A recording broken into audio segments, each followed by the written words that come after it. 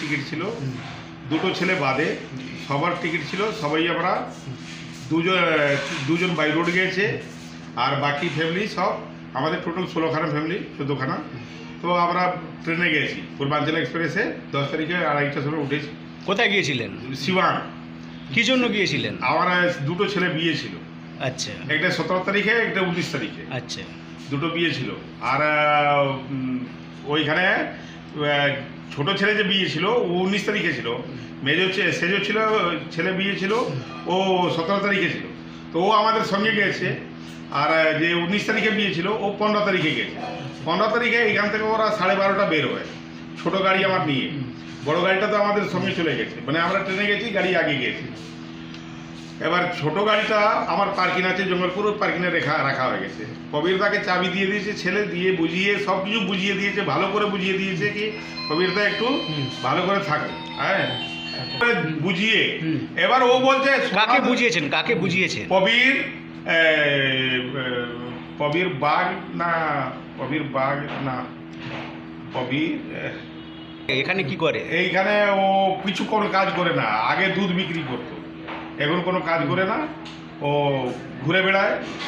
আচ্ছা। হ্যাঁ, তো ওকে বলা হলো, ও ছেলে 1000 টাকা ওকে ওর হাতে দিল, হ্যাঁ চাবি দিল আর বলে দিল কি এইখানে থাকবে। ও মশাদানি বিছনাই সব কিছু দিয়ে সব কিছু করে দেশে গেল। দেশে যায় ও 6:30টার সময়, এই 5:30টা থেকে 6টার মধ্যে এসেছে, তালা খুলেছে, আলো জ্বালিয়ে গিয়েছে, সন্ধ্যা জ্বালিয়ে গিয়েছে। এবার ও এসে 8:30টার সময় যখন আসছে তালা খুলে ঢুকছে, তখন বলছে কি তোমার তালা ভাঙা আছে। মেন গেটে তালা ভাঙা নেই, ভিতরে গেটেগুলো তালা ভাঙা আছে, এই ঘরে ডাকাতি হয়ে গেছে। তো 2 ঘন্টার মধ্যে 2.5 ঘন্টার মধ্যে আপনি বলুন অত বড় অপারেশন হতে পারে কোনো দিন? আচ্ছা, অপারেশন হয়েছে তারপরেও কাউকে জানায়নি, আশপাশেও জানায়নি, গৌরবদা আছে সবাই জানে, কোনো ফোন নেই, কোনো মেসেজ নেই, কোনো কিছু নেই। আমরা নিঃসন্দেহভাবে বসে আছি কি হ্যাঁ ঠিক আছে ভাই লোক আছে একটা।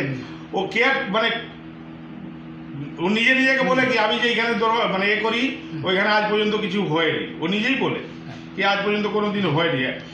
তো কেউ কোথাও যায়, কেউ কোথায় যায়, তো কী জানি কোথায় কী হয়েছে না হয়েছে অতটা তো আমরা জানি না। এবার ও কী করেছে আমাকে বলছে এখন কি আমাকে যদি তুমি ফাঁসাও সোনাদা তো তোমার অসুবিধে হবে, আমাকে হুমকি দিচ্ছে উল্টে কি সোনাদা আমাকে যদি আপনি ফাঁসাবেন তো আমি পাড়ালো আপনার অসুবিধে হবে। তো আমার অসুবিধে করবে বলছে তুমি বড় লোক আছে, তুমি কি আছে চলে গেছে তো তুমি তো করে নিবে। হ্যাঁ, এইখানে প্রায় নিচে ঘর থেকে আমার 550 থেকে 600 গ্রাম সোনা চুরি হয়েছে, আর উপর ঘর থেকে 100 গ্রাম থেকে 150 গ্রাম মতন সোনা চুরি হয়েছে। আর লিকুইড ক্যাশ নিচে থেকে 2 লাখ টাকা গিয়েছে, উপর থেকে 1,30,000 টাকা গিয়েছে। আনুমানিক কত আপনি ভাবছেন? মোটামুটি 72 লাখ টাকা মতন অনুমান করেছি আমরা। এম গোল্ডে আমার টোটাল বিল আছে, সোনা কেনা আছে। ও আমাকে বলছে উল্টে এখন কি তুমি সোনা টাকা ছিল তো আমাকে জানালে না কেন? আমাকে সোনা টাকা যখন রেখেছিলে তুমি তো আমাকে জানিয়ে গেলে না কেন? হ্যাঁ, ও আপনাদের চার্জ করছে। হ্যাঁ, তুমি বললে আমাকে কি আমার ঘরে সোনা এইখানে আছে, ও 8 দিন কন্টিনিউ 8 দিন আছে এইখানে। বিশ্বাস করলাম মানে একটু ভদ্রভাবে থাকতো। হ্যাঁ, আমার বাড়িতে প্রায় 10 বছর মতন দুধও দিয়েছে, আমার বউ কাজে বসতো, বিয়ে শাদি করে নিয়ে একটা অন্য টাইপের মানে হ্যাঁ শেখা টাইপের একটু এ আছে। তো ওর একটু দাদা আছে মানে ভাই আছে, দুটো ভাই আছে, একটা মুরগি ব্যবসা করে, একটা মুদিখানা আছে। ওই ঘুরে বেড়ায়, কাজ করে করে করে টাকা ফাঁকা জোগাড় করে ও সব ওকেই দেয়, মানে ভাইজিদের মেয়ের বিয়ে দিয়েছে যা যা করে।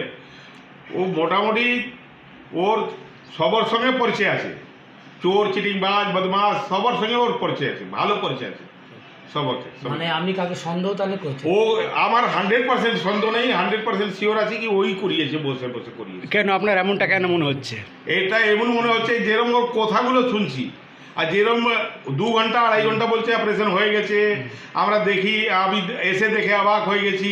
কালকে রাত্রে আমার ছেলে 23 তারিখে রাত্রে 11টার সময় যখন ছেলে ঢুকে, তখনও ওকে বলেনি গেটে কাছে কি হাত তো তোর ঘরে চুরি হয়ে গেল, ইনফরমেশনটা দিয়ে নেয় দেয়নি। ও যখন ছেলে নিজে মাল নামিয়েছে, সব কিছু নামিয়েছে, যখন দেখছে ঘর খোলা আছে, বললো পবিত্রা ঘর খোলা আছে, বলে তোর ঘরে তো চুরি হয়ে গেছে। আপনি কি চাইছেন?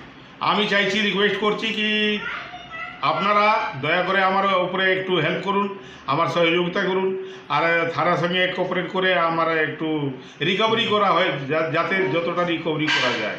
থানায় জানিয়েছেন আমার ব্যাপারটা? লাইফে মানে টোটাল অ্যাসিড যেটা আছে এটাই আছে। থানাকে সব কিছু বলেছেন? থানাতে সব লিখিত দেওয়া হয়ে গেছে, সব কিছু দেওয়া হয়ে গেছে।